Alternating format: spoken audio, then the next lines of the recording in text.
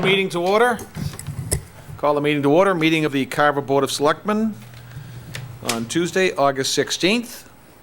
This meeting's being cablecast by Area 58 Community Access Media, Channel 15. We have a number of openings on several committees. Please refer to the Board of Selectmen page on our website for a listing and application. And donations to the food pantry can be made at the Council on Aging or the library. I'd like to ask our scouts to step forward and lead us in our Pledge of Allegiance this evening, if they'd be willing to do so.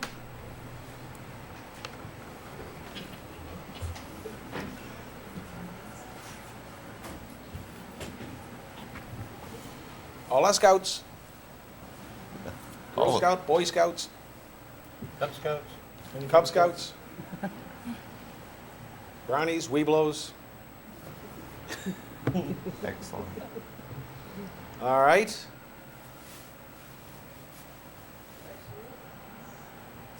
I pledge allegiance to the flag of the United States of America and to the republic for which it stands, one nation, under God, indivisible, with liberty and justice for all. Thank you, Scouts. Great job. And now, Selectman Robinson will lead us in our community prayer.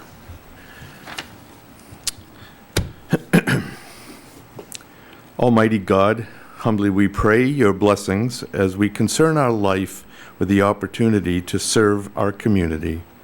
Enhance us with your spirit of dignity and selflessness. May we become instruments of support and understanding as we seek to bring an environment of trust and purpose among all who provide the many services that make us what we have become. Help us achieve the goal of our community in this office that is our responsibility, and especially we lift our prayers for all the citizens of our community that we have been allowed to serve, that they may discover the fullness and joy of life that we all seek, and keep those serving in our armed forces and our first responders in our hearts and thoughts. In Jesus' name, amen. Amen. Now we will move to citizen participation. This is at the beginning of each meeting. We set aside 10 minutes for any citizens that would like to speak to the board. We ask citizens to confine that to approximately 3 minutes to give others the chance to speak. Was there anybody that would like to speak this evening? Yes, sir. Please step forward and give us your name and address.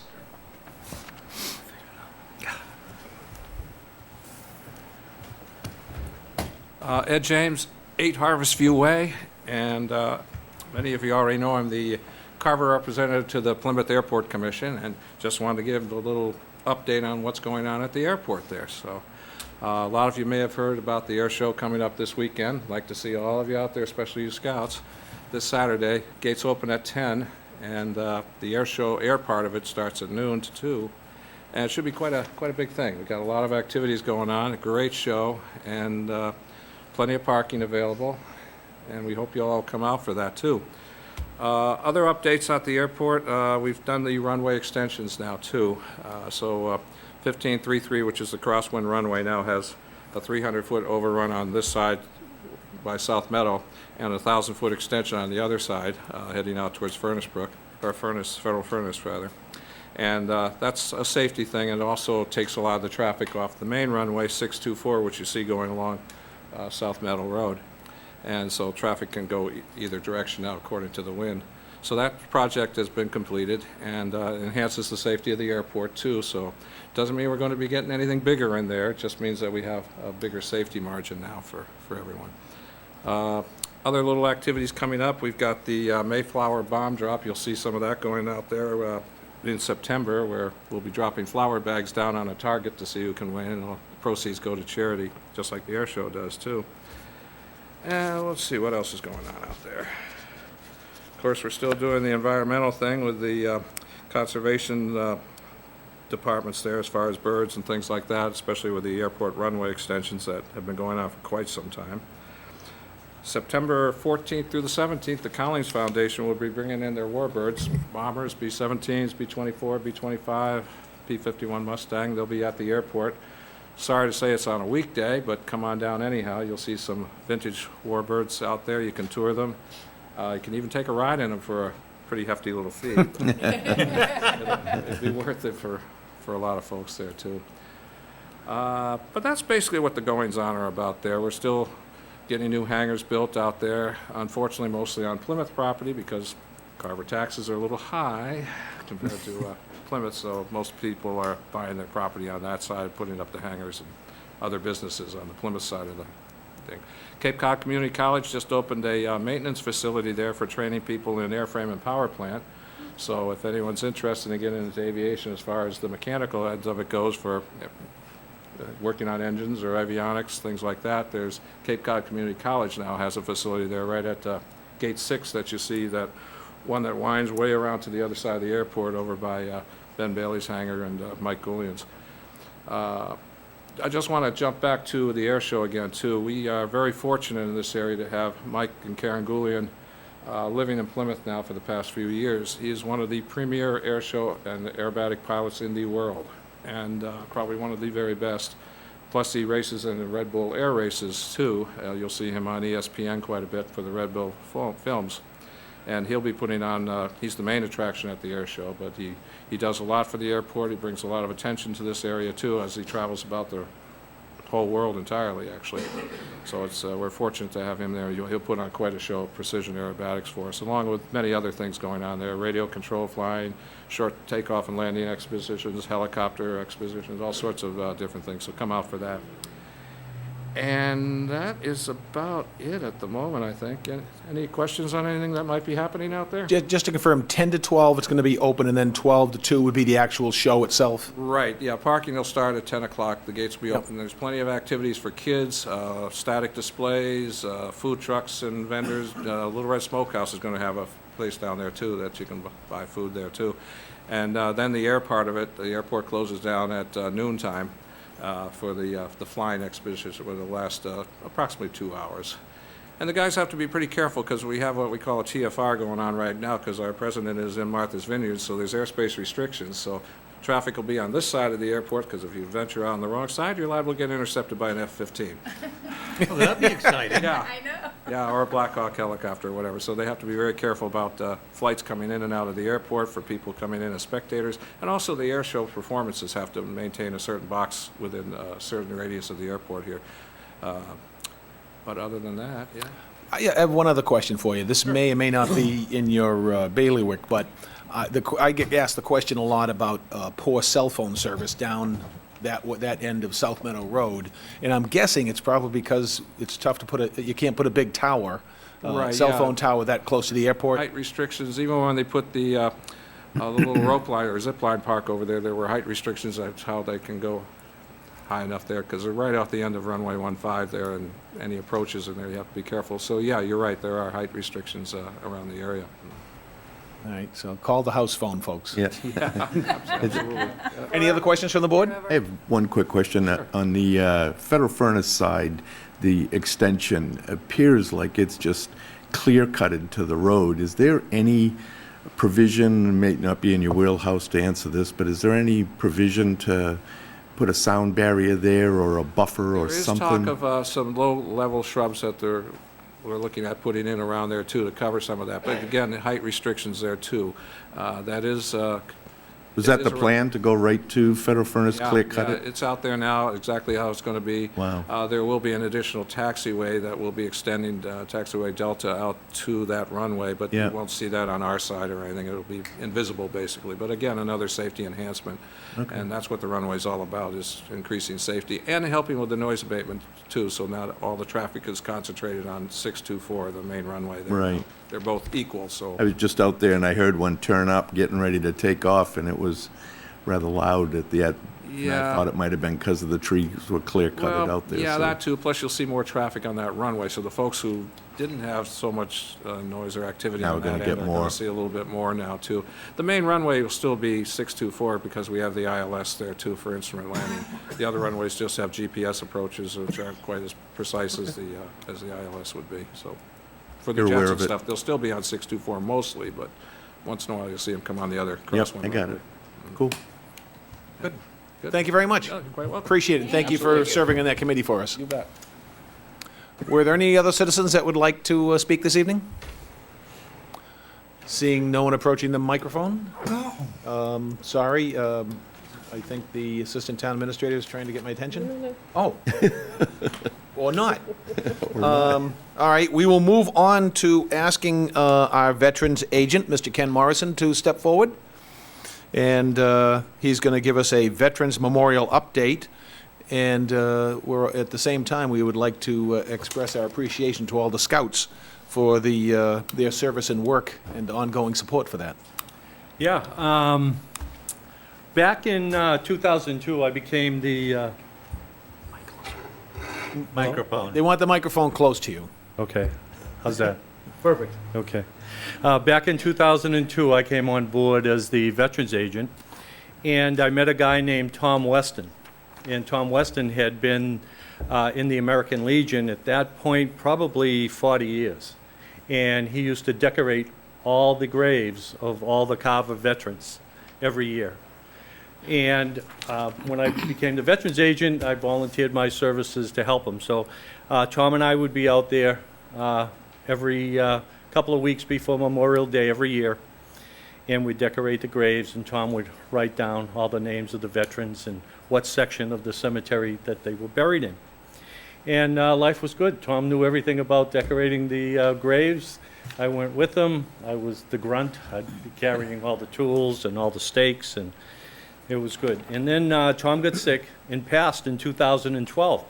And it was always my intention that when Tom and I couldn't do that anymore, we would enlist the aid of the youth groups in Carver. I didn't know who those youth groups were going to be. Turns out that Kevin Bradshaw volunteered his services, and then we got at that time, he was with the Boy Scouts, so we got the Boy Scouts, the Cub Scouts going, I'm sorry. And then as his boys grew up, he went into the Boy Scouts, and we needed a Cub Scout master, so we had the Cub Scouts, and now our new Cub Scout master is Allie Leonard. Allie's right here. I want you to stand up and take a bow. Perfect. Yeah, well, Kevin, you think you escaped, but you haven't. And then we have the Girl Scouts. Is Stacy here? Stacy, stand up and take a bow. Stacy's the Girl Scout leader. And so they all divvied up the cemeteries. I really had very little to do with that. They all had their own choices what they wanted to do. But Stacy and her girls do the most difficult cemetery, Lakenham. That's over hill and dale, and it's spread out. And to find the graves up there was always a challenge, even for Tom and I. And Central, the biggest, that as the Cub Scouts, didn't you do Central?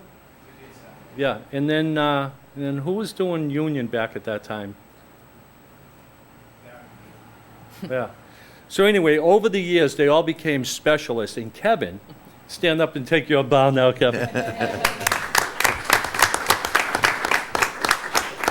Kevin was instrumental in coordinating the efforts of all three scout groups. He made himself available to help with mapping. In the first year, we had pretty rudimentary maps, and they were all hand-drawn. And Kevin started to come up with all these color-coded maps, and unbelievable. We also had some volunteers, and they digitized the effort, and now we have digital maps. And the next effort is going to be, I was talking with Dave earlier, and we're going to have geolocation, and we're going to have that enabled on the town website. That's in progress. That'll take a Can you little. explain that a little further? Oh, sure. Anybody who's looking for a relative, a veteran who's buried in Carver, will be able to go to the website, type in their name on the Veterans Grave Locator, and it will bring them right to the exact spot, the geolocation of that grave. So that's technology is pretty easy to access these days. In fact, if you went on Google Earth and you pinpointed that area where the grave is, the coordinates for the longitude and latitude come right up. So we're working now to get that in one package on the website so that people can find their veterans who have passed and are buried in Carver. Excellent. Very cool. So anyway, I happen to have some letters of appreciation for all the scouts, because these guys worked so hard to get ready for Memorial Day, and then it rained out, so nobody was able to thank them for their efforts. So when Michael gave me this opportunity, I thought it was a great way to say thank you to all the scouts, the Cub Scouts, Boy Scouts, and the Girl Scouts. So anyway, could I have Kevin Bradshaw, Ally Leonard, and Stacy DeMello? And this is for your troops, by Mary. And Ally, for you. Thank you. Stacy, thank you very much, you guys. These guys are all Great job.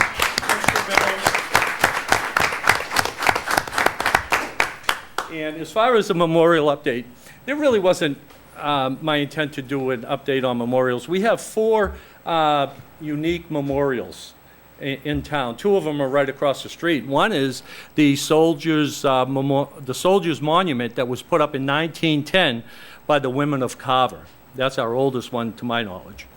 And then we have the Haju Memorial that's right across from it, and that was put up somewhere, I think, in the 90s. And there was an effort to get all the veterans who were in the Vietnam era that went into the service at that time, and those names are on the stone.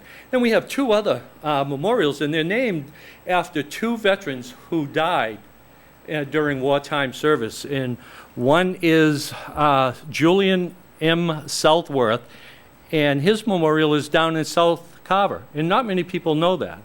Michael knows it because he worked with a guy named Clark Griffith to update that memorial, get the plaque refurbished, and they moved the stone a little bit. And then the other memorial is the Nelson J. Garnett Memorial in North Carver. Now, I was doing some research this year for whatever reason, and I noticed a pretty odd fact. And one is that Nelson J. Garnett, he died in World War II. And Julian M. Southworth, he was born in he was killed in 1918, and it was the same year that Nelson Garnett was born. Wow. So I was doing some research on the battles that these guys were in, and the World War I, 1918, was pretty horrific. And I don't want to bore you with a lot of details, but it's pretty interesting back in World War I how horrific it was to be on military. Unbelievable. Well, anyway, that was my veterans update. I hope you all enjoyed the little sidebar on the memorials. But the true thing here is the Scouts are so instrumental in Carver. They've done so many Eagle Scout projects for us. They've redid the gun emplacement out here.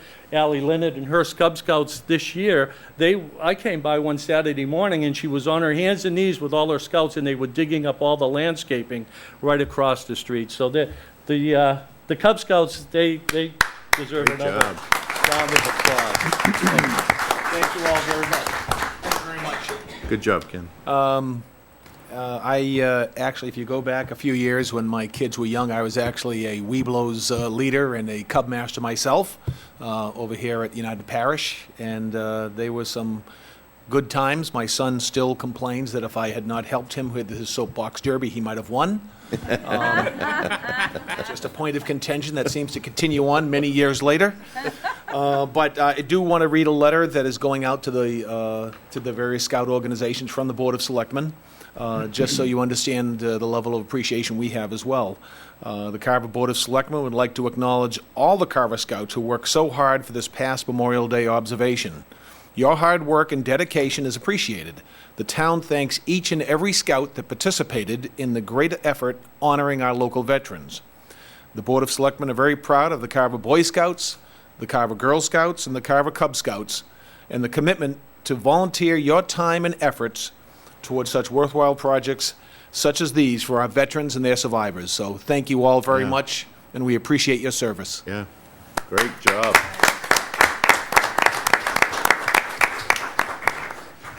Can the viewers see the Scouts, maybe have them come up front so the residents can have the opportunity to see? See who you are. if we could ask the scout leaders and scouts to organize themselves and block the Board of Selectmen and face that way. It'll give the viewers a break from looking at us. And again, we know you're not in it for the recognition, that you do it Yeah. because that's what service is about. But all the way back to here, if you could, please, so we can get a better image. Little ones in the front, big ones in the... Great job. Yeah. This is awesome.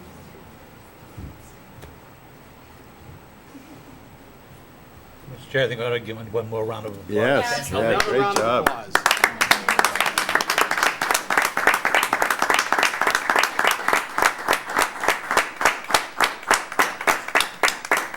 Thank you. Thank you all very much. Very much.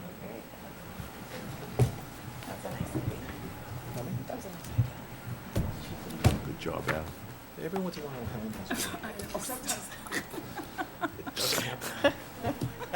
I wake up once in a while. all right, we move on to the agenda. Chapter 61A, Sale and Change of Use of 14 West Street.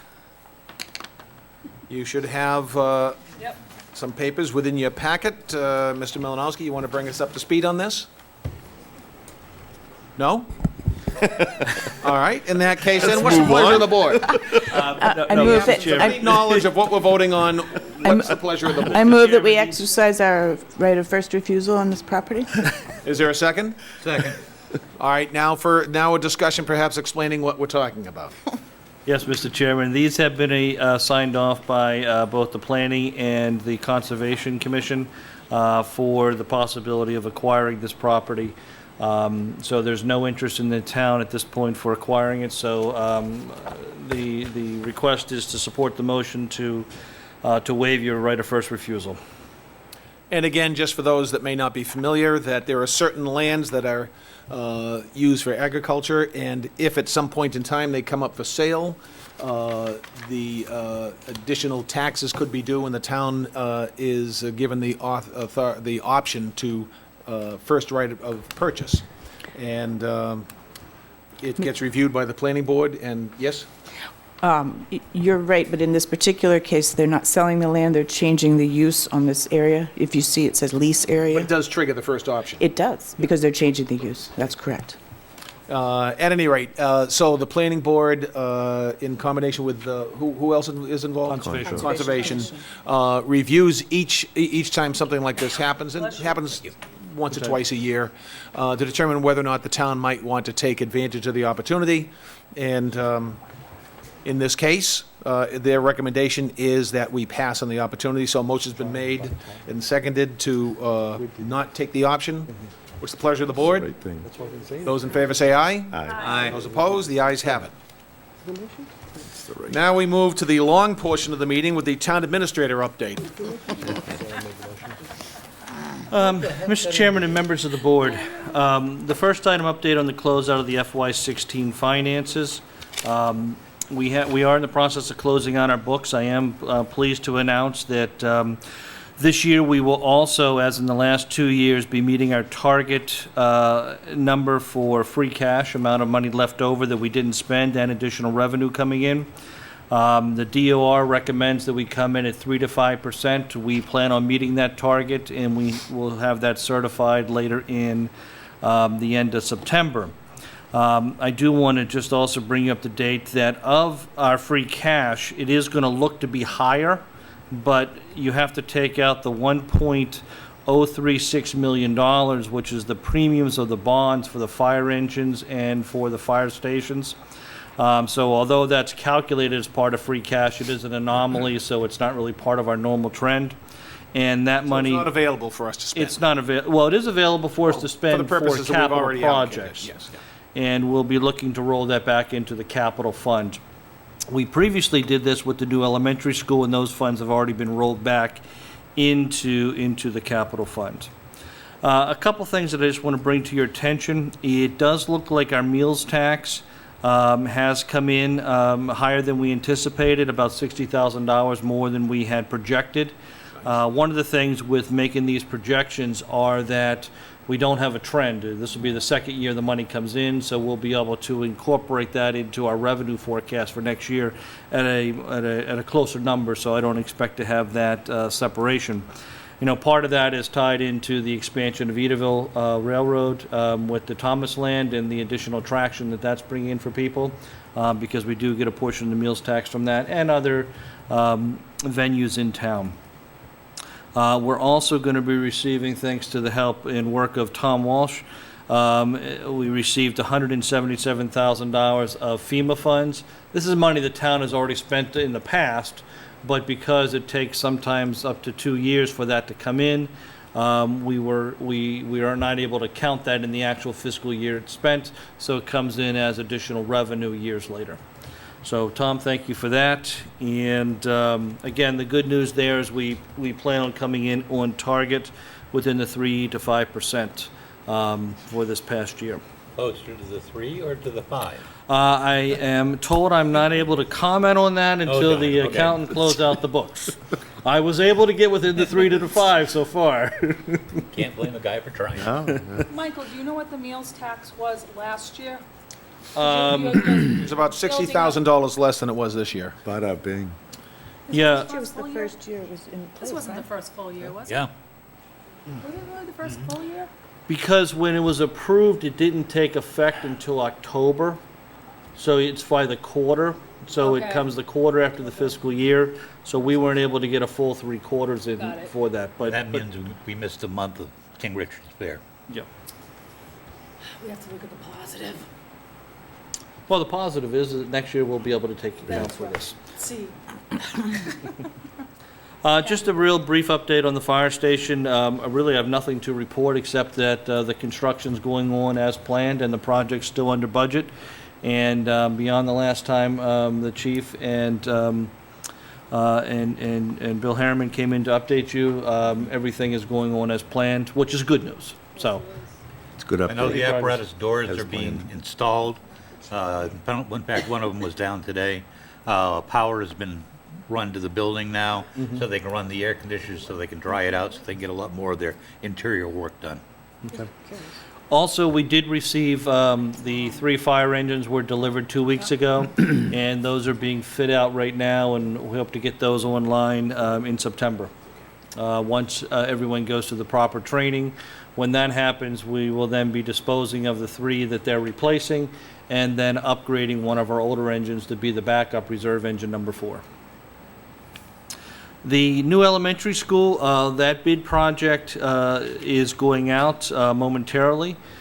We did receive pre-qualifications from all the bidders. One of the components that we have to make sure is that we get 3 qualified bidders that are going to bid on the project, so we pre-screen them. And some of the trades are sometimes more difficult to get. However, we did cross that hurdle. We did get 3 in elevators, which is usually the one that's more difficult to get, is 3 qualified bidders for in elevators. So far, that is also moving along as anticipated, and we don't see any bumps in the road for that at this point. And we'll be hoping to get the bids back in early September and make the award in mid-September, and then give them the notice to proceed sometime in later September. So still targeting this fall breaking ground. That is, we are giving them the opportunity to do that. It's up to them to actually do it. But we have made every stride to make sure that they have the ability of doing it to save the money. And since they're doing a lump sum bid, it'll be on their nickel, so to speak, for any winter conditions beyond a certain point that happened that couldn't be part of the schedule. So that's going very well. Last week we had the kickoff meeting. I'm sorry, I just skipped Route 58. And Route 58 is something that I really want to talk about because this is going to have an impact to the town at 3 different periods this fall and 1 this summer.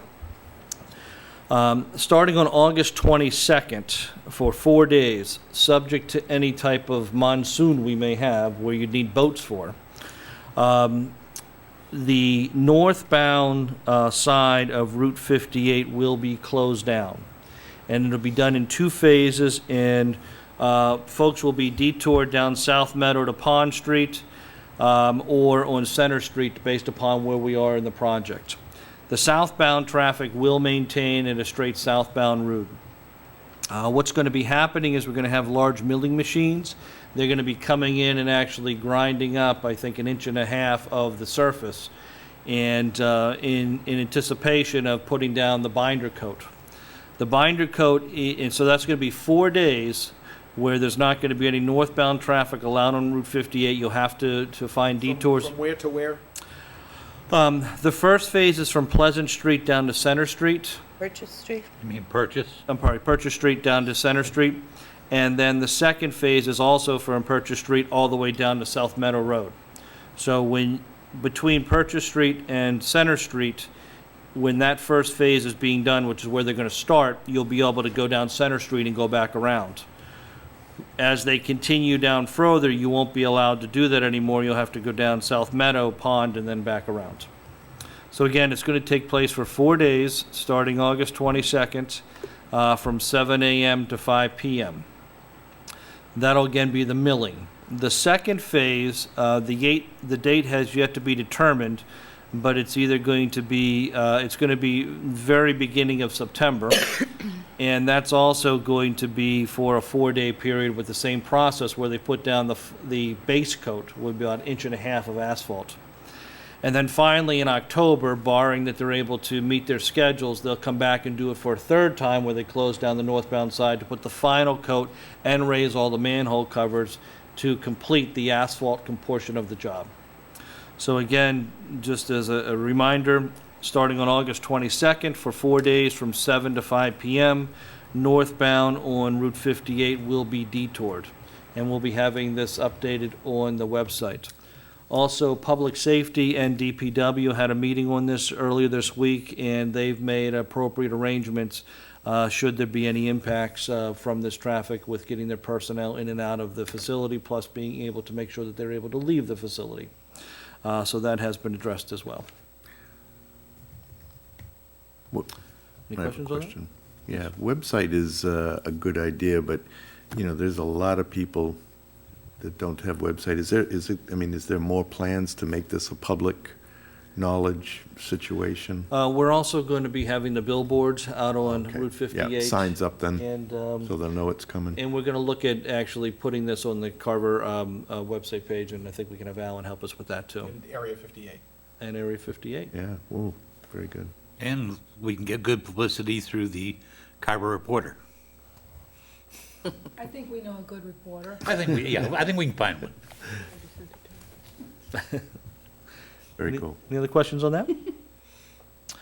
An update on the middle high school roof, boilers, and door window repair. We had a kickoff meeting last week with Scott Neef, myself, and also Dave Siegentoff to meet with the designer that's going to be putting that together. We plan on submitting that package to MSBA in September so that we can get to their board meeting in November. And the reason why we're trying to fast track that is we want to make sure we're in a process of having the roof repaired by this summer. We want to have the construction started for the roof repair. The roof has, I believe Dave has about 90 documented leaks in the roof, which we've all known needs to be repaired. And the product we're looking at is going to be a 30-year plus roof, life expectancy, a PVC roof. And we don't anticipate any major issues there. One of the things that we did come to our attention is that with the MSBA is only paying for the roof, the doors, the windows, and the boilers. They won't pay for any other HVA system upgrades in the building. However, on the roof, there are, I believe, 36 rooftop AC units. Those will have to be disconnected, taken down, the roof redone, and then they'll be put back up and reconnected. Now, MSBA will pay for the disconnection part and the reconnection part. What we're going to look at is, since some of these units are decades old, that it may make sense to come in and actually replace all the units at once. And so we have a new product up there, since the installation cost, which can sometimes be at least, half the cost of the project, that it may make sense for us just to buy new units and have the contractor just put the new units up, but we would have to pay 100% for the cost of those units. I don't have a firm figure right now, but we're probably looking at that cost being something less than $100,000 to buy all new units to put up there. But, again, it may be the most cost-effective way, looking in the long term, to get those all replaced at once. So we'll be coming back to you with that information. And if it is determined that that's the direction we'll go, we'll request that through the Capital Outlay Committee and ask them to authorize the purchase of that. Because that would not be covered by the authorization town meeting gave us, because town meeting's authorization was only for funds that would be reimbursed by MSBA for eligible items. Moving forward, last week I went to a meeting with the Council of Aging Board of Directors and had a very productive meeting. Two things I want to bring to your attention. One is that when we did have concerns about the air conditioning down at the center, the next morning the DPW installed brand-new window air-conditioned units in the building. They were operable that day, cooled the building right down, and so we solved the problem within 24 hours. Now, that's a temporary fix because it still didn't solve the long-term problem of fixing the whole unit system that's in there, and we're still working through that. What I do want to say with that is there was some misinformation that was provided. The main AC unit did have a failure last year. That failure was fixed. That unit continued through the summer of last year. That rooftop unit continued to operate this summer. It actually kept on running up until some date in June, and at that point, that's when the system went down. So it wasn't a year or some extended period of time where it was down. It did go down in late June, and we, again, when we found out of the issue that was down there, it was resolved immediately, at least on a temporary basis. So we are working to provide a long-term solution for that. One of the challenges we have right now is trying to get contractors in there, because this is the peak time for everybody. And some of these HVAC guys are working 20 hours a day just because of the heat that's been out there. So it has been a challenge to deal with a permanent fix, and that probably won't be resolved until the fall.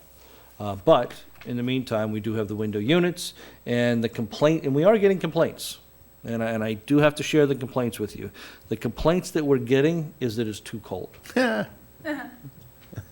think we can live with that complaint. Yes. The second item that came up is with the master plan going on right now in the community, it's looking for the long-term development and how Carver wants to continue to grow. One of the items that's been being discussed is how do we provide a better facility for our aging population, and more importantly, how do we have that centrally located? I think, as you all know, we're using an historic building with multiple floors, with multiple levels of parking, with stairs that are tied into there, with porches that wrap around, and it's not the most conducive facility. Although it is handicap accessible, it is not as conducive as we would like. Let alone, in the building, there's not a large gathering space that can accommodate larger crowds. We do squeeze people in there for our St. Patrick's Day luncheon and dinner, but it is tight, as you all know.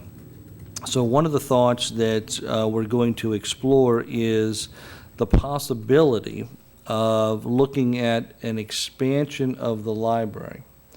Looking to see, again, this would happen after the police station would happen, and there's a lot of work that needs to be done into this, but this is just conceptual thoughts at this point that were shared at the committee, is looking at a possible addition to the library that would allow for a larger kitchen to be put in there, an industrial kitchen, and also an additional gathering room, so that you could have the library serve as its current library function. Plus, it already has all the infrastructure in place, the parking lots and all the utilities there, but then putting an additional in the side, back, wherever it may be, to accommodate some of the council on aging issues, and then have a shared use facility. So we're going to take a look at that and see if that's feasible or not feasible. But again, that came out of the meeting. I just wanted to share that with you. I don't know if anybody has any thoughts or concerns about any of that. Just want to find out, because remember at the meeting, we had our, at the Board of Selectmen meeting, we had two representatives, that were complaining not only about the air conditioning, but that they were having other complaints that they felt were not being addressed. Was that group invited to attend the Board of Directors meeting? They were, and, as we run the town of Carver, and as you run the town of Carver, you have other boards and committees in town that have different areas of expertise. Conservation Commission, Board of Health, and you have your Council on Aging. So they were invited to the meeting. One of the members did go to the meeting. And in the meantime, I know they have been meeting with all of their, they have been meeting with Carol Julius directly to understand some of their issues. I will also say, one of the things that the Council on Aging Board of Directors recently did with a recommendation by Carol Julius is they've actually changed the hours of operation. So they're now open to 3 o'clock every day, and they have staffing to do that. That happened in part because the Board of Directors wanted to have their cook actually work till 3 o'clock, so he comes in a little bit later and keeps the same amount of hours. But also, they've hired their new activities director, who started last week, and her hours are scheduled so that, again, it can remain open till 3 o'clock Monday through Friday. So the channels of communication are more open now than they might have been before. We're trying to make sure there's a two-way level of Good, thank you. conversation. Let's see. Update on continued meetings with the Superintendent Neef and his team and our team on future partnerships. What I just want to say on that is Scott Neef and I and Dave Siegentoff, John Woods, and others have been having multiple meetings over the summer, looking and exploring different scenarios. We're meeting with our consultants, although I don't have anything definitive to report, and we really don't want to present anything until it's been fully vetted by the staff team that's looking into it, so that we can have something that we're all in agreement with. I do want to say that there has been some good progress that's made for that, and it's great to be working towards the future benefit of the entire town. Very good.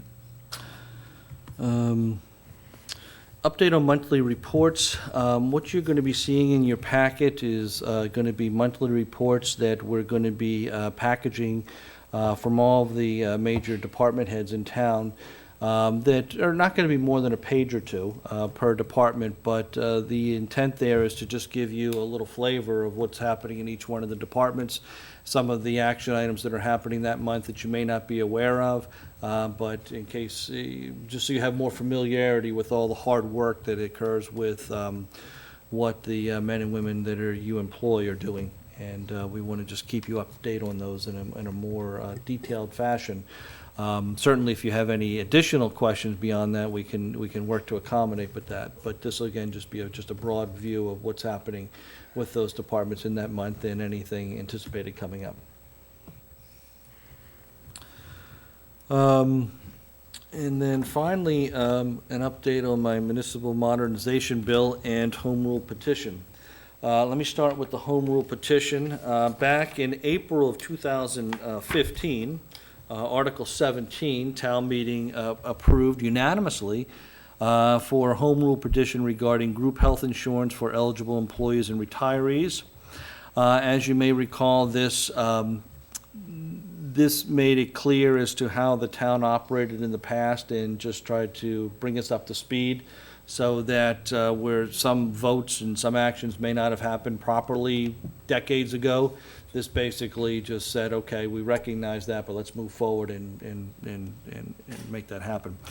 Again, this was also unanimously supported by all the unions. A couple key functions, parts of this is that for retirees, it does grandfather any employee who retires on or before June 30th, 2025 at their existing 75% for the cost premium of the health insurance. Anyone who retires after June 30th, 2025, they would then share equally with the town as to what their cost premium would be, so it would be 50/50. And then the final piece is that, I think as we've talked before, sometimes you have employees who may have worked here, when they were 20 and worked here for 10 years, and then are eligible for health care, but have, gone off to work for IBM or something, and then come back 30 years later and say, hey, I want my health care. Well, that's something we really can't budget for and forecast. So the last provision that you had approved states that upon someone retiring, they have 30 days to exercise their right of health care for retirement, and if they don't do it within that 30 days, then they have lost their right to do that. So it allows the town to budget when this happens. Now, you say retirement, but that would also include someone that just leaves their position here, not necessarily retires. That's correct. That's correct. If they're eligible for retirement and they go into the private sector, but they're technically eligible, they would have to declare at that point that they want to stay with the town healthcare system. And they'll know all of that during the exit interview? That's correct. Yeah, the packet will clearly state that for them. We are working on putting that packet together, and Elaine can't wait to tell you about that. At a future meeting. I can't wait to hear it. Wait a minute, excuse me. She won't bite.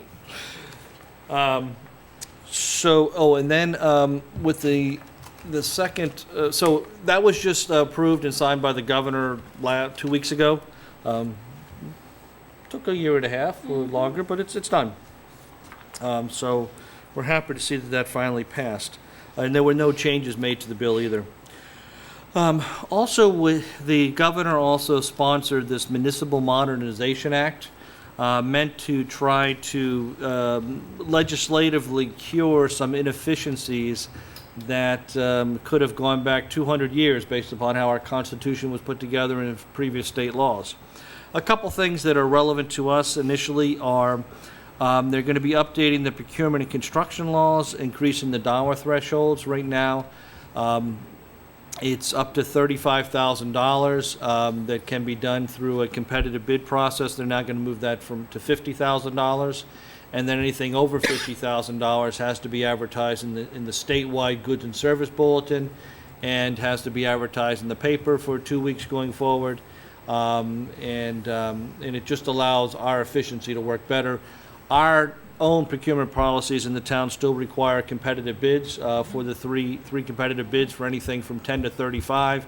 Now we'll just be changing that from 10 to $50,000 just to mirror the state regulations. So in all processes, there will be competitive bidding going on. It just raises that bottom threshold up a little bit. Next item is that if we had damage to a vehicle in town, and there was an insurance proceed that was coming to repair that, sometimes we couldn't use that money. So now the state allows us to actually be able to, without going back to town meeting and putting it into the next budget. Now the legislature says, well, that's ridiculous. If you have a vehicle that the town's bought and somehow it gets into an accident, you shouldn't have to wait to go to town meeting to get the money authorization because you got the insurance money that's here. The authorization to buy the equipment and staff it was already there, so let's just fast track this. So we're now able to do that up to $150,000 to deal with insurance proceeds. Another item that's going to help us as well is that delegation of many financial tasks to ease the burden on local boards. Right now, you get calls from us on a regular basis to come into town hall midweek. Midday we need 3 signatures for some of our documents. This law now allows the board to designate 1 representative to sign any and all warrants and payroll on behalf of the board, with the stipulation that at the next meeting, and we would put this on the agenda, that we would just stipulate what warrant 26 was for $32,000 and payroll was for $167,000, and we would just give public disclosure after the fact of what those routine payments would be. And again, it is difficult sometimes when people are on vacation and we're trying to get people in or working in Boston.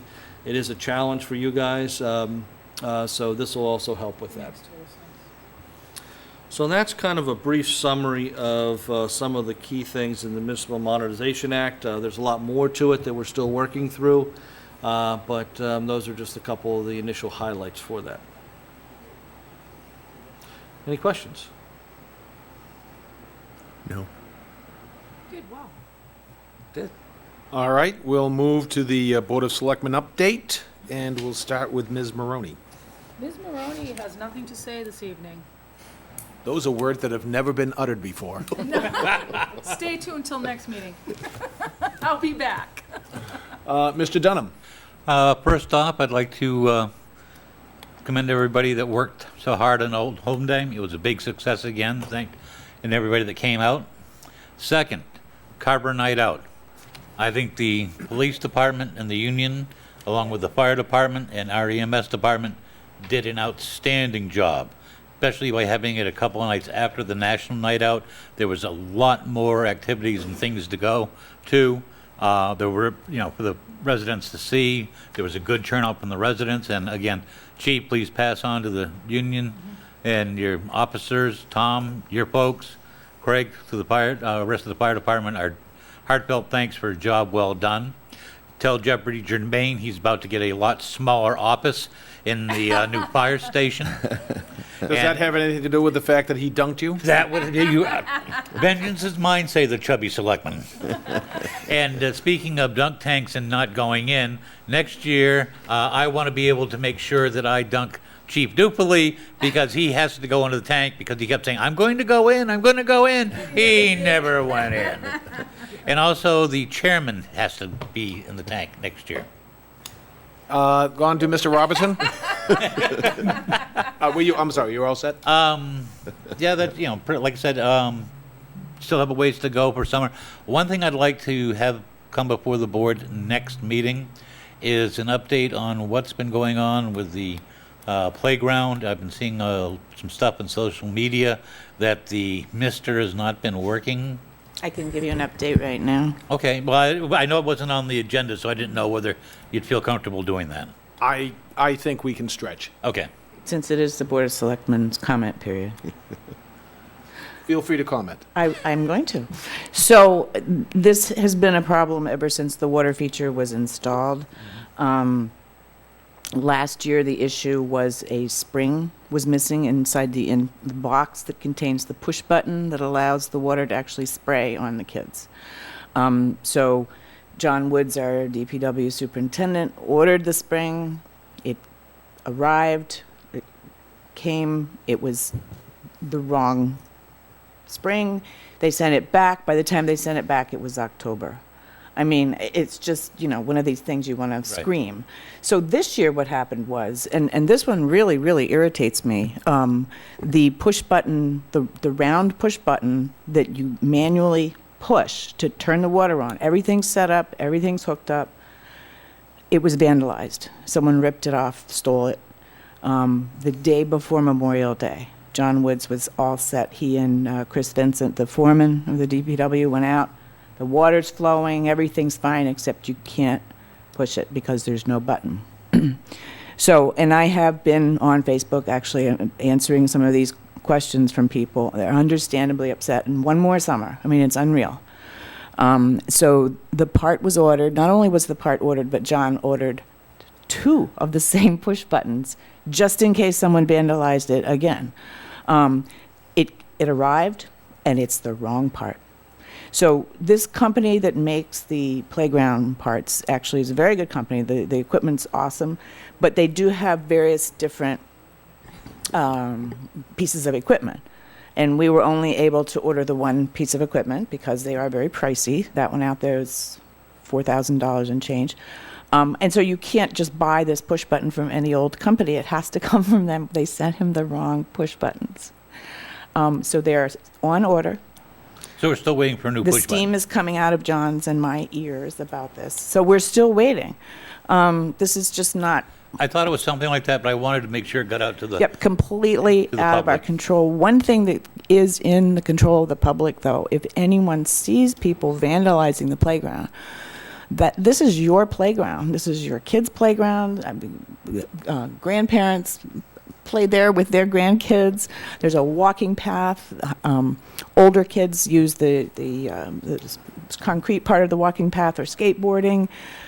If anyone sees people vandalizing this place, this community playground, please say something. Go to the police.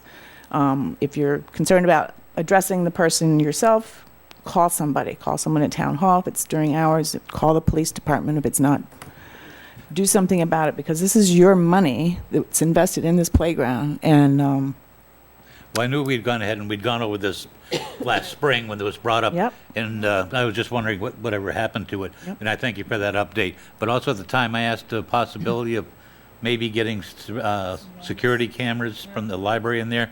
Was any That's action, what- were we able to take yeah, any I action think on that? John had mentioned maybe having that discussion at some point. Okay, so that's still on the table. And that's between him and the town administrator, obviously, but I think maybe it's a good idea. I mean, I remember when we first put the playground in 2000, about a week later, someone melted part of the big slide, the big swoosh slide, and it's $1,700 just for a slide. So, at the time, we couldn't afford to replace it, and we just left it there, hoping people would say, who did this, and maybe it would prevent people from doing it again. I don't know what to do. I don't know what to say. I don't know who does things like this, and they're only hurting little kids. I mean, that's just the long and short of it. Thank you So, for the update. you're and welcome. That's all for me. I'll just add into that because my daughter goes here, but she tells me that you should go down to Morton Park and look at the water feature they have there. They have a button there that's not a moving button. It's just basically you put your hand in the area of it and it triggers the spray. So there's nothing to break, according to her. So Sounds like there's electricity involved? I don't know. I Well, have no idea, but I could take a look at it. My committee voted not to have electricity involved because it was a water feature. I'm sure they have all sorts of safety things in them, but they wanted something manual that didn't involve I'm only electricity. passing it on No, because it's she was sharing her frustration I with know. my grandchildren not being able to go through the water feature. And believe so. me, it is so frustrating to me too, because it's story hour, they all ask me, and then last year, part of it was the guys we scheduled for the fence was the best price. He did an awesome job with the fence. He must have had 20 million fence operations to do before he could come do ours, so that was another delay. I mean, I did see something funny on Happens. Facebook. I don't know if it was sarcasm or not, but a woman that claimed to be new to Carver took a picture of the containment area with the, post in the middle and just said, can anybody tell me what this is? I can't figure out what this is. And again, I don't know if it was an attempt at humor or if she Right. just honestly, since it didn't do anything, Right. just wondered, And that's whether it was its own understandable. version of Stonehenge Right. or the Well- monolith from, 2001. and some of the actual yellow poles outside of the fence are actually exercise equipment, and you wouldn't necessarily know what to do with them unless you read the little instruction boards. So yes, that is a water feature. Hopefully one day, someday, it will be turned on and it will work. And hopefully, Mr. Chairman, you will go ahead and find it in your heart to go ahead and run your garden hose and spray your grandchildren so they can cool off. We work something out. Thank you. Mr. Robertson, I have nothing to add tonight. Ms. Hewens. Thank you. I also wanted to thank the police department, EMS department, and the fire department. It was an awesome Carver night out. I've had so many people tell me, wow, this was really different this year. All the other years have been great too, but this year really was a terrific year. I also wanted to mention that I know the Young People's Alliance of Carver, YPAC, is going to be starting a junior police explorers program. It started today. Okay, that's good. Those of you who missed getting to sign your children up for that have the opportunity to sign them up for YPAC in the fall. And the email address is info@ypacinc.org. And I know they also have a terrific Facebook site, so people can still do that. YPAC is an after-school program for 5th to 8th graders. And it's been a terrific program so far, and I expect it will be. Last quick thing, I want to encourage everyone, please, to come to the farmer's market on Sunday. It's a terrific market. I think it's a little bit more under-attended than it should be. So the farmer's market is not just about supporting local agriculture, but we have so many vendors who make things that go there. So this is supporting local businesses, who make their stuff at home. And before you know it, you're going to need the mittens that are over there. There's a lady who makes wonderful mittens, not trying to just sell her products, but there's all kinds of products up there that we need to support. And that's it. All right, thank you. I have a couple of things. I was asked to read this announcement. Due to construction, the state primary election on Thursday, September 8th, will be held at the middle school gymnasium and not at the high school gymnasium.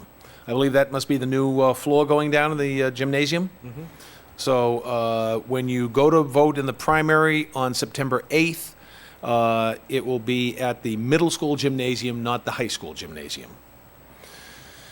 I also want to just compliment everybody involved, especially the police union. I know they put a big backbone along with our other departments for Carver Night Out. It was just spectacular this year. I think the wisdom of having it on Thursday night instead of the same night as National Night Out really paid off. I mean, I will be remembering the look on my grandson's face when that helicopter flew in for the rest of my life. I mean, he just was just so excited. So it was just a tremendous, and to see the whole community, you couldn't even find a parking space in the high school. I know. It was just tremendous. I didn't think it could get much better than last year, but I think it did. So my appreciation to everybody involved in that. It was just spectacular. Let's see. We had voted, or what we had decided as a board, that we'd like to set up some liaisons to some of the boards and committees in town. And remember, and just to repeat, this isn't for us to become members of those committees. It is simply for us to get in touch with them, let them know that if they want to reach out and talk to us about anything, or if there's anything we can help with, that we're here. And then possibly, as things go on within those committees, we can, during our update period, simply say, this is what's going on with this board or that board, if there's anything to report. So, each of us sent in our boards that we are interested in, and after doing a little horse trading, Helen will be reporting back on Carver Cares, the Finance Committee, the Cultural Council, and the CPC. Alan will have the RDA, Redevelopment Authority, the ZBA, Planning and Assessors. Dave will have the Council on Aging, Earth Removal, North Carver Water District, and the Historical District. Sarah will have Conservation, Recreation, Housing Authority, and the Agricultural Commission. And I'll be reporting back on Capital Outlay, Library Trustees, the Board of Health, and the School Committee. So that's what we have established there. And I should mention the informal meetings with the school committee that we had set up, and we were just going back and forth trying to find dates. I think I forwarded out to you, and I know Gina forwarded out to the school committee. Everyone seems to be in agreement. We're just going to meet the last Thursday of each quarter. That's it. You know when it is. Put it in your books. If someone can't make it, they can't make it. But rather than try to go back and forth and see what meets, it just seems to make more sense just to establish that. So we've done that. Last Thursday in each quarter? Last Thursday of each quarter. Yep. I thought I had sent the dates out to everyone, but, You did. You did.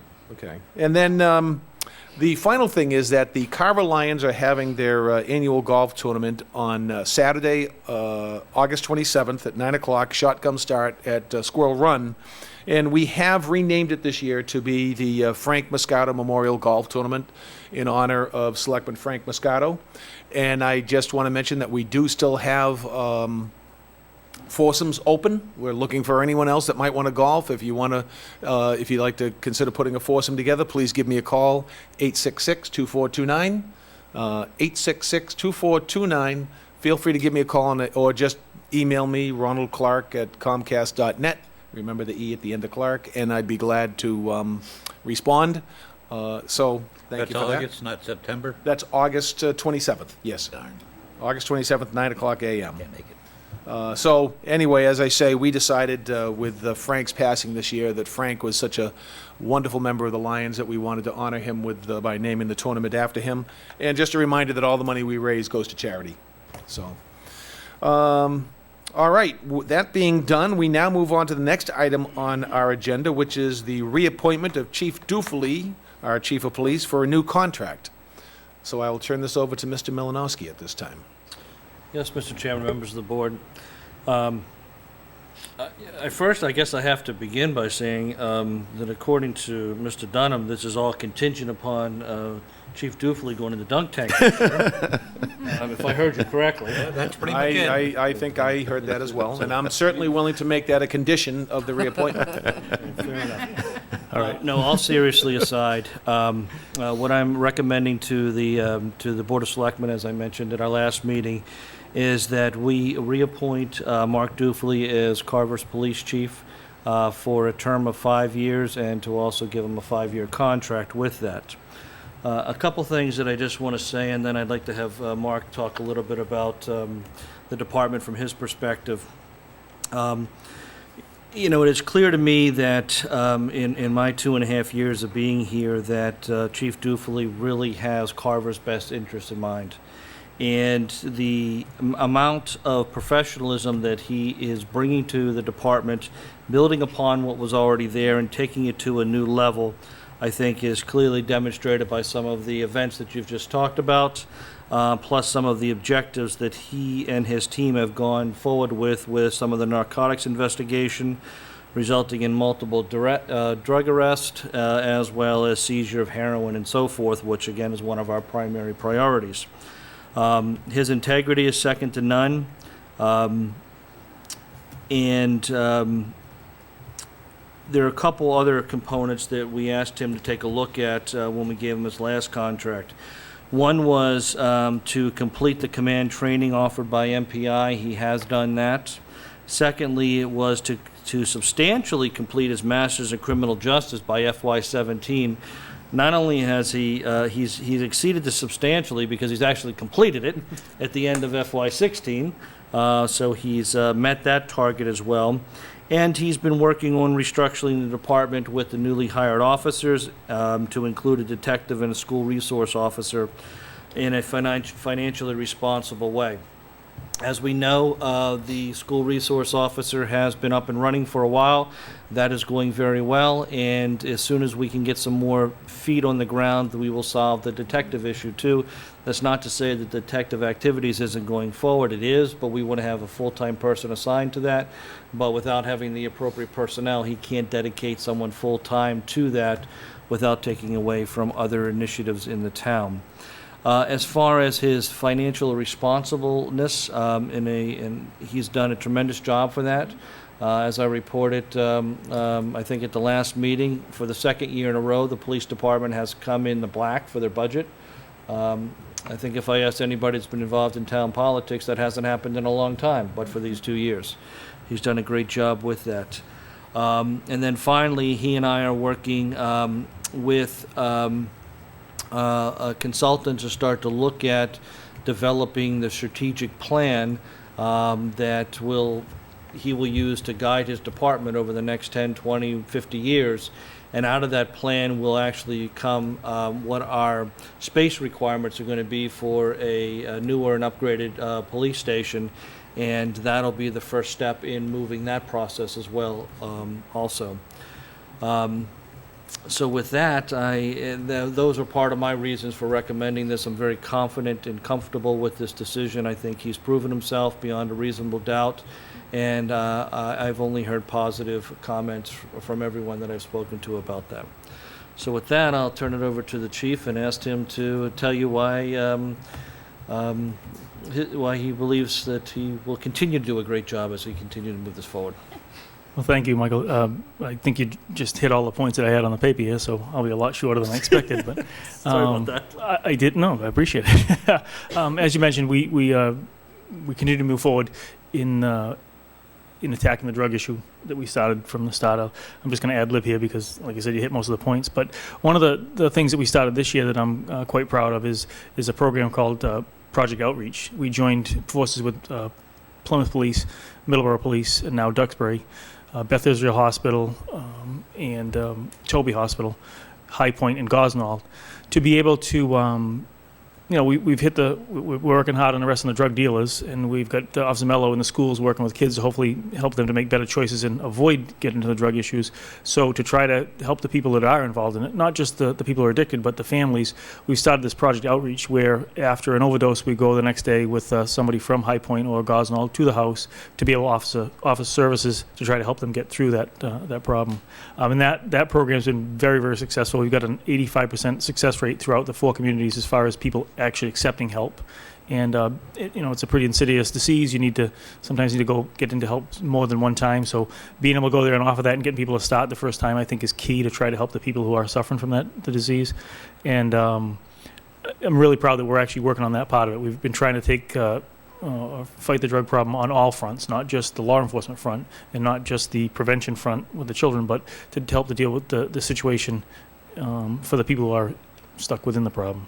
So I'm very proud of that. And tomorrow night will be the first night we're doing a drop-in center in Plymouth at the New Testament Church, where people who we're not just responding to overdoses, but people who are seeking help, families that are seeking help, or people who have an addiction that are seeking help can drop into the church to get whatever help that we can offer them. So I'm very happy that we're part of that, because I think it's an important part of dealing with the drug issue, as you mentioned.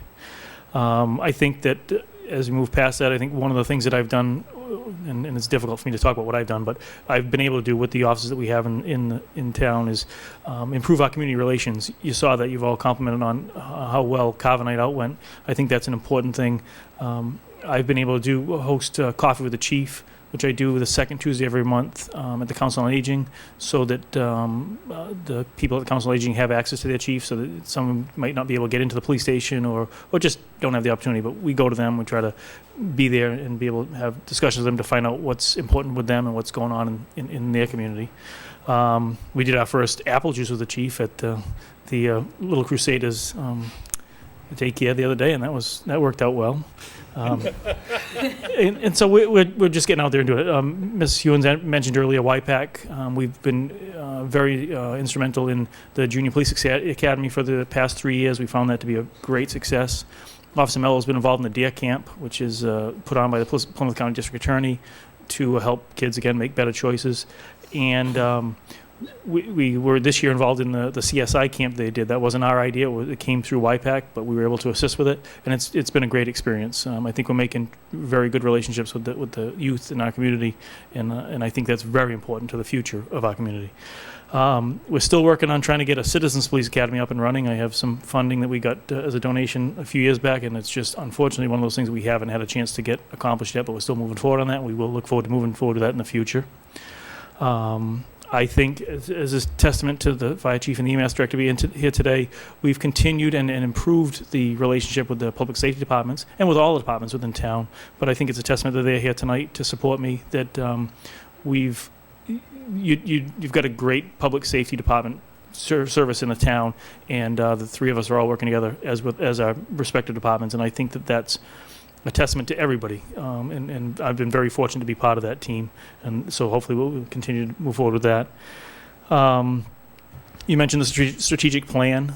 That's an idea that we came up through my master's program on documenting a plan on where we are moving forward, whether it be the next 5 years, 10 years, or more. Obviously, probably we won't be around the 50-year part of this, but to have a plan that involves the selectmen's input, residents' input, our input, and some professionals from outside the town on where we should be headed as a police department and what services that the town wants us to provide, be it the size of our building or the size of our police force, or what equipment we need to have. Those are all important things that we should be really thinking as we move forward into the future as to where we are going to spend, obviously, the limited resources we have for tax money. We can't just buy everything we'd like to have, and having a plan can help us to prioritize what we should be spending the money on through our budget.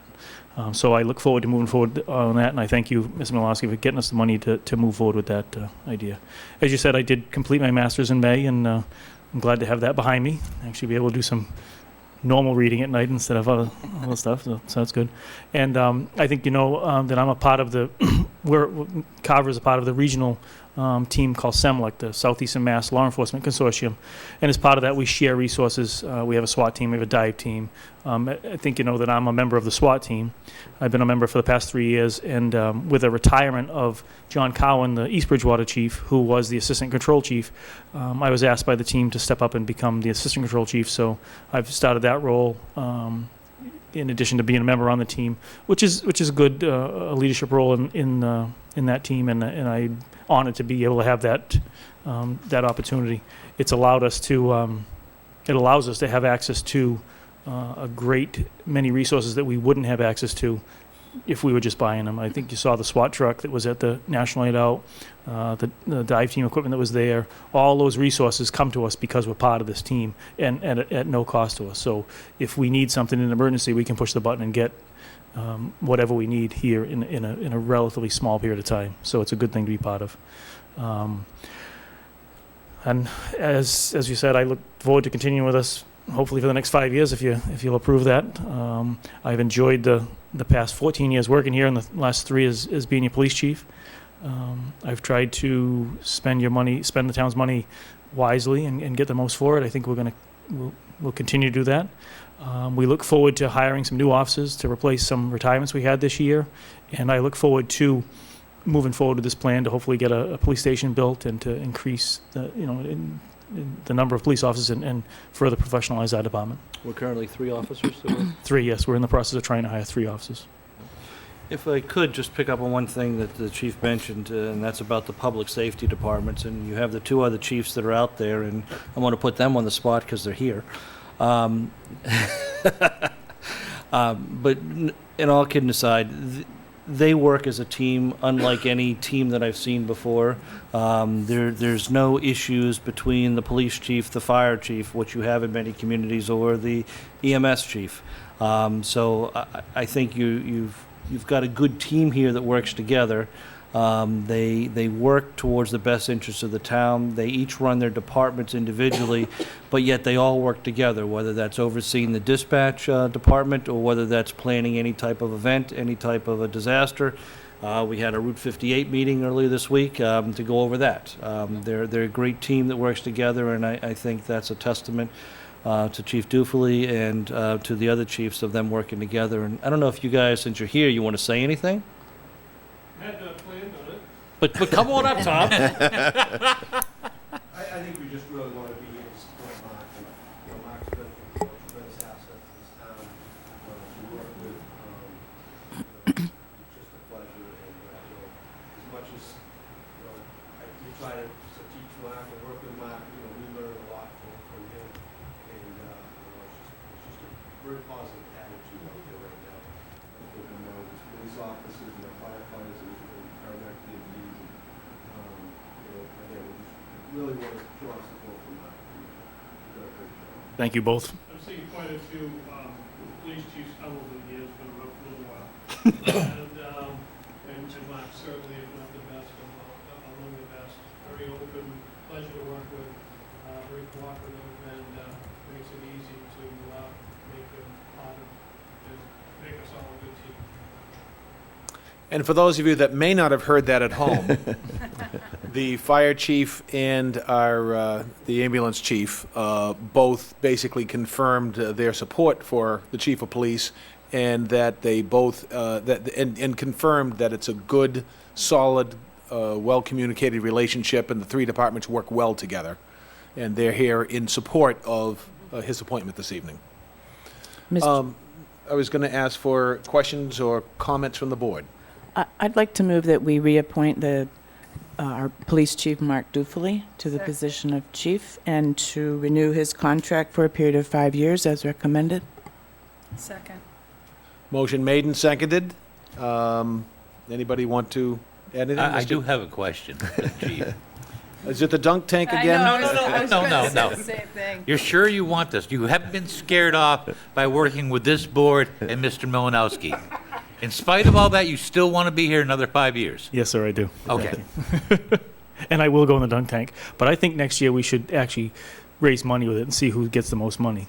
Ooh, I a like challenge that. has been thrown. Hear it. I'll go. I'm up for that. All right. Any other selectmen want to make any Yes. comments? Chief Dufley, I just want to say that we are so fortunate to have elevated you to the position of chief. Not only have you excelled in this department of the police department, you have very much so changed the whole atmosphere of this town with your community efforts, and I am so happy and grateful that you had accepted that position as chief of police, and I wish you many more years of safety and happiness in your position. Well, thank you very much. I wish I could take credit for that, but I think it's, You had a I think big we have part a of great, we're fortunate to have a great community, a great town, and Agreed. given the opportunity to come together, they do very well. We're very, very fortunate. But thank you very much. I appreciate that. I would just add that in succeeding Mike Mix, who was a very well-appreciated chief of police, you stepped into some big shoes, and I certainly concur that we are lucky to have a man of your stature and caliber to run our department here. And I'd also share that the chief and I have had a couple of conversations during some very tragic moments over this past year that have taken place, and I have every confidence that he puts the safety and welfare of the citizens of this town in his department first, and that I have every confidence that he is someone that has the respect of both the citizens and his department, and that is something that I don't know that we've always had. So I just, again, thank you for your service, your effort, and your willingness to spend another 5 years with us, assuming the vote goes as anticipated. So the motion's been made and seconded to reappoint Chief Dufley for another 5 years. I just wanted to personally thank you too, Thank you very much. and the whole safety team. And I do have to say that we've had enjoyed enormous support from the public, but also from the Board of Selectmen. Every time there's been a tragedy, I've gotten a call from Mr. Clark about what's going on, Mr. Robertson. Everybody's expressed their concern for our officers, their well-being, not just their physical well-being, but their mental well-being, and dealing with some of the situations that come up. We recently had a situation that several of our officers were involved in that could have turned tragic very easily, and I got a call right away from you asking if everybody's okay and what we needed. So we greatly appreciate that support too. It makes it possible to go out there and do the job every day. All those in favor, please signify by saying aye. Aye. Aye. Those opposed? Welcome aboard, Chief. Thank you very much. 5 more Appreciate years. it. Thank you. Thank you. Mr. Chairman, I'd like to request a vote to authorize borrowing from our stabilization fund for the renovations for the middle high school MSBA project. This is in the amount of $500,000, which will allow us to move forward with the design elements of the roof, boilers, and doors and windows. It's a pleasure of the board. I make that motion. I'll second. Further discussion? Being none, those in favor signify by saying aye. Aye. Those opposed, the ayes have it. It's a good plan. Next, we have in your packet an Eversource energy agreement. No, that's not next. It's authorization for Alan Dunham to sign the No, warrant no, on no, no, behalf no. of the Board of Selectmen with update distributed at the next meeting. Was there a second? That's what I read. Further discussion? No, there needs to be a discussion, Yeah, Mr. I Chairman. actually wanted to ask a question. Does that specify the member, or does it mean a member in general? Specifies. Okay, so what if Well, that just- person can't? I Then mean, we'll also need to specify an alternate on those times that if whoever's, Yeah, that's what I chosen. mean, because, stuff happens to everybody, so, work. yeah, or whatever. Does All it right, have to and- be, excuse me, Sure. No, it's just, does it have to be one person? yeah, we have to specify the person to act on behalf of the board. Okay. I support that. We're going to have to. Yeah, Yeah, yeah, it should have, yeah, I think Primary, Ron should be the secondary. backup. Sorry. I think it just makes sense for the chair and the co-chair There you go. to have that responsibility. I There you could go. not agree more. I'll make that motion. That was a friendly amendment? Motion was, Yes, it was. but with, all right, you were saying either one of us, or Yes. who's one person primary? You first and Alan second, since you're. I think Alan first. and No, you second. I believe the chair should be first. I do too. It's only reasonable. Was there a second to that? Second. Further discussion? Those in favor say aye, those opposed, the ayes have it. There is a- Thank Congratulations. you, Ron. You know, I tried to railroad that through. I know you did. Didn't work. I've learned from you well to not allow that. Yes, Padawan. Now Eversource. Eversource. Eversource Energy License Agreement for the North Carver landfill. Yes, this is a license agreement allowing us to connect the power lines to the dump as part of the North Carver landfill energy project, and it does need a vote of the board to authorize that license with Eversource. I'm So moved. so moved. Yep, Second. second. Further discussion? Those in favor, please signify by saying aye. Aye. Those opposed, the ayes have it. That's a good deal. Now we have the 2016 state primary warrant, needing our approval. Simple vote. Yes. Pleasure of the board. I have to recuse myself from the vote? I'll make the motion to approve. I'll second. Further discussion? Those in favor, please signify by saying aye. Aye. Those opposed, the ayes have it. And Mr. Chairman, we need a vote from the board to designate the elections will be held at the Carver Middle High School complex at 60 South Meadow Road. I so move. Second. Further discussion? Those in favor, please signify by saying aye. Aye. Those opposed, the ayes have it. The minutes of July 12th, what's the pleasure of the board? I move we accept the minutes of July 12. I'll Second, second it. Hey, it's been a long week. What's the motion made and second, what's the pleasure of the board? Those in favor, please signify by saying aye. Aye. Those opposed, the ayes have it. We have a one-day special application of the Council on Aging for September 23rd, 2016. And this is for the Council on Aging, Dinner? what's that writing? It's, Something. It's something dinner. it's the wine and cheese, I think. Looks like September. Habron, I think it's Italian. Italian. Uh-huh. Council on Oh, Aging Italian dinner. Yes, Chief. Yes, and you probably received in your packets, Yes, we did. Yep. The invite. that's, What's the pleasure of the board? I move, go ahead. I'll make the motion. I'll second. Okay. Further discussion? can I Those in just, favor, signi- actually, important thing. This is a fundraiser for the Council on Aging, and all of the food and catering services being donated by the caterer. So they are providing all of the, again, food and beverage for the event. Very nice. Non-alcoholic. I'm sorry, the non-alcohol. It is going to be a cash bar, but Right. that's on your own. Do we know who the caterer is? Yes, we do.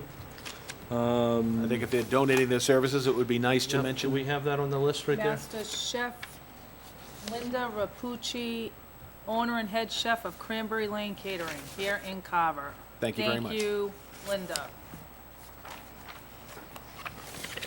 Those in That was favor, very please nice. signify by saying aye. Aye. Those opposed, the ayes have it. Now, a one-day special application, the Carver Cowboys Youth Football. You want to use the Sportsman's Club, I'm guessing for a fundraiser on Saturday, Oh, yeah. October 13th. I'll make the motion to approve. Second. Further discussion? Those in favor, please signify by saying aye. Aye. Those opposed, the ayes have it. Now we have a request to use Sampson's Pond, the Rainwater Bass Club, on the September 11th from 5:30 to 12:30. I move we approve. Second. Further discussion? I get a little question. Yes. There's a lot of boats coming into Sampson's and Johns Pond from who knows where. This team is from the Raynham world and Eastside. I looked them up. I couldn't quite find where they were from. But I wonder if it's time that we looked at making sure that the boats are being put into the lakes, our resources that are clean of You know, I have something here, just Stop the Aquatic Hitchhikers and it was put out by the Department of Conservation and Recreation for Massachusetts Lakes. But I don't know how to monitor it or check it or police it or whatever it is, but there ought to be something way that the presidents of these clubs can ensure to us that their boats are going in there. You're going to have 15, 20 boats. Who knows where they've come from? There might be some kind of plant inside them or something. So, I mean, I'm not stopping this. I just want to know for the future, we should probably look No, I into think that. I think we can modify this request to ask them to specifically make sure that the hulls of their boats have been cleaned. Of some nature. And washed so that they're not transferring some unfriendly aquatic life Yeah. to the ponds. That's one of the major ways we get invasive species in our ponds. And as fishermen, I'm sure they aren't fond of invasive species either. Yeah, I'm sure they're aware of it, so Yeah. I just would like to be sure So that that's... perhaps we could amend this motion to have Mr. Robinson work with the Assistant Town Administrator to attach a little addendum to this approval, which would simply request that, and again, It's a in great terms plan. of having someone there, but certainly just make the request and get their agreement. Yep. That effort will be Yeah, made. I'd be happy to help. Well, we can include a copy of that pamphlet right there. It's a great And what we idea. can also do is ask the conservation agent to look into this in more detail and provide a report back to the board as to, for next year. You know, should there be some policy the board takes a look at to protect our Our resources. resources. Yeah. And I believe that Ms. Maroney put all that in her motion. I did. Was there a second? Second.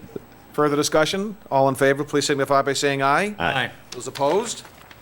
And I guess subject to the very same motion, except making it for the East Side Sports Fishing Club. I'll make that same motion. I'll second that. Further discussion? Those in favor, please signify by saying aye. Aye. Those opposed? The ayes have it. And next, we move on to a request, do I not have this one? Yeah, I don't. For Was it the, email? to use Shirtlift Park for the Sabadog Show. Yeah, it was included in our packets. Or at least it was in I mine. have the email, I just don't have the official request. Oh, there it is, yes, okay, yep, it's that last, It's an email. the SABA is the dog breed organization in South Africa. The breed is from there. And it will be an appraisal of people's dogs for breeders. So it'll be a dog show utilizing Shirtlift Park on October 29th from 8 to 3 p.m. What's the pleasure of the board? I move we approve. Let's second that. Further discussion? Those in favor, please signify by saying aye. Aye. Those opposed, the ayes have it. That brings us to the end of our agenda. We do return to bi-monthly meetings. We'll be meeting the first and third Tuesday of the month, beginning September 6th. And with that, I'll accept a motion for adjournment, because I Don't believe need- there's no executive session. Not that I know of, anyway. So what's the next meeting? So moved. September 6th, Tuesday, September 6th. Motion made, and is there a second? Second.